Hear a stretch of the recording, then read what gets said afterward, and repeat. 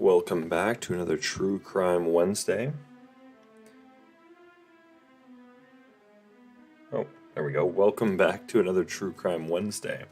Tonight, we actually are taking a viewer request, and we are looking at the Maggie Long case from 2017 in Bailey, Colorado. This case is indeed very, very strange. As you can see on the screen right here, we've got 3 suspects here, and there could possibly be a 4th according to witness accounts. And we're not really 100% sure because the police have kind of just dilly-dallied around with it. For the most part, they've done a decent job. This is doing much better than Apple Valley in a lot of ways. But there was also a gag order on this case 3 days after Long was reported missing. They also knew that night when she'd went missing that it was her in the Long home, and that she wasn't actually missing, but she was actually murdered. Now, the narrative is a little interesting on this case. Oh, of course, I'm always late, unfortunately. But thank you for noticing, Rick. I appreciate that.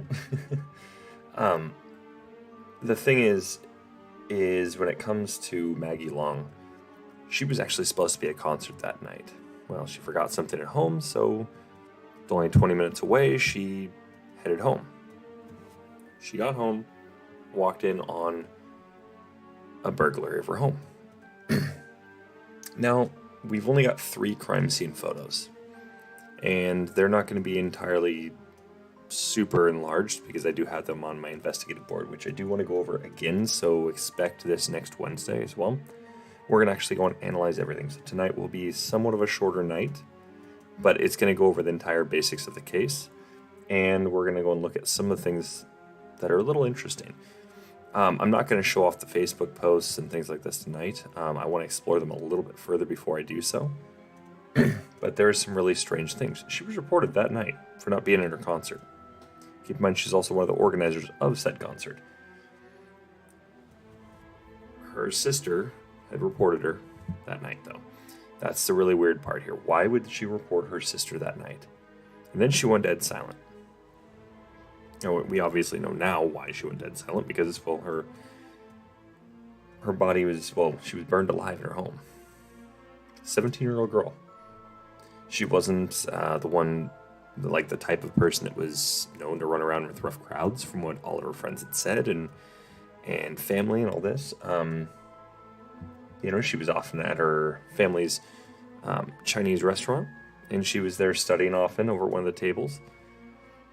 But she was involved with the thespian community over at the school. She was involved with music and all sorts of things. She was very, very involved with her school. A very, very intelligent young woman as well. But she walked in on this. Now, some cases are saying in the narrative, there's some saying that, she tried to at least fight these guys off. And there's others that say, well, we're not really sure. And that's the one I want to go make clear. There isn't really anything saying that she did fight him off. It's fair to assume to some degree, but it's also fair to assume that maybe she just booked it out of there. Now, there's some details about the case we also don't have. We don't know who the witnesses were. At all. Not to mention, because we don't know these witnesses, there was also some renters in the home, and we don't know if they were there or not. We also don't know who they were. And we'll probably not know for a long time, especially because they've sealed this case off and they don't want to go and give any information up to the general public. No, this is a different case. This is over in Bailey, Colorado. This young woman was actually burned alive in her home. The case you're thinking of, that I believe happened over in LA. And she was last seen in an elevator, and next thing we know, she was in the water container on top of the building. The water, what's it called? The water tower? I think is what it is. But yeah, she was found in there. This is a different girl, though. This is 17-year-old girl that was claimed to have gone missing by her sister, but then all of a sudden, her sister goes silent, and 3 days later we find out she was actually burned alive in her home. The interesting thing is the community also was kind of caught by surprise by this. She went missing. All of a sudden, there's grieving counselors everywhere around the town, well, especially with the school. So that being said, you got these grieving counselors. You've got people that go and, they're trying to go and, calm the public and all this.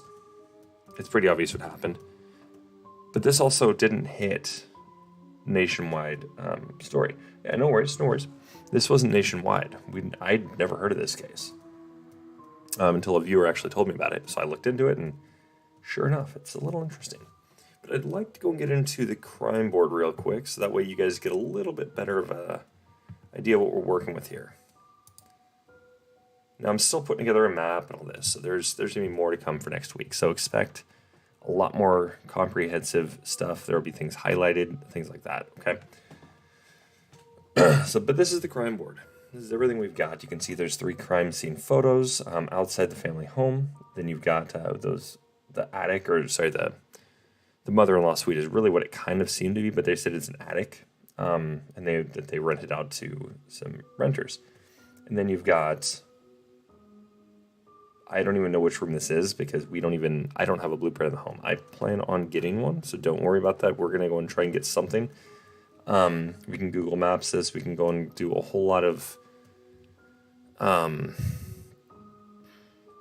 reverse engineering on some of this stuff if we have to, but we can see basically how high the kitchen is. You can see there's vaulted ceilings.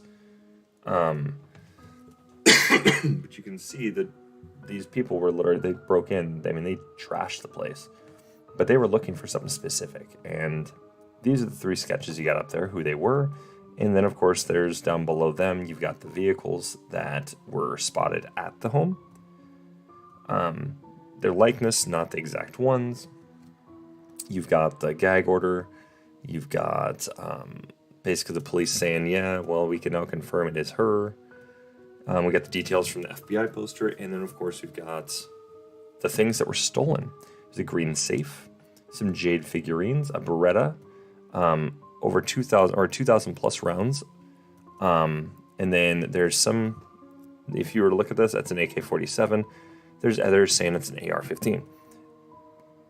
This happened back in 2017 on December 1st at approximately 7 p.m. And it was over in Park County. And the address where this took place was 3763 County Road 43 in Bailey, Colorado. But it was reported in a 911 call that people were inside the residence causing damage. Therefore, somebody had to have been there, but they were too cowardly to try and go and do anything about it. At least one male was on the property. After the fire was extinguished at the residence, Maggie Long's remains were discovered by fire rescue personnel. The El Paso County Coroner's Office later ruled her death a homicide. Long was 17 years old at the time of her death. Investigative efforts at the scene revealed a physical altercation took place between Long and her assailants long before the fire started. So this is what they're saying here. There's other not reports, but other statements saying we're not really sure. If we just go off this is what they're saying. Suspects stole a Beretta handgun, an AK-47 style rifle, 2,000 rounds of ammunition, a green safe, and jade figurines. So. Oh, don't worry. I'm planning on also taking a look at it next week as well. So, in case you guys are interested as well. So, Caroline, thank you for bringing the case, right to me. Like I said, there's a lot to actually unpack from this. And like I said, we can analyze the crime scene itself. We can actually start breaking some things down. I'm gonna get a timeline going. That'll be the next step I do. And I'm going to go in and start analyzing the crime scene. We're going to take a look at the safe. We're going to take a look at the guns, jade figurines, things like this. We're going to go and break it all down. Like I said, tonight I'm just going over the basics, and then next week is going to be where we go over the comprehensive data analysis on what we've got. As for the suspects, I do have a suspicion that this is linked to some other kids that happen to go to school with her. The thing is, I'm just going to put this lightly. A lot of this kind of stuff you don't generally see. Is if you were to look over at this area, there's no way.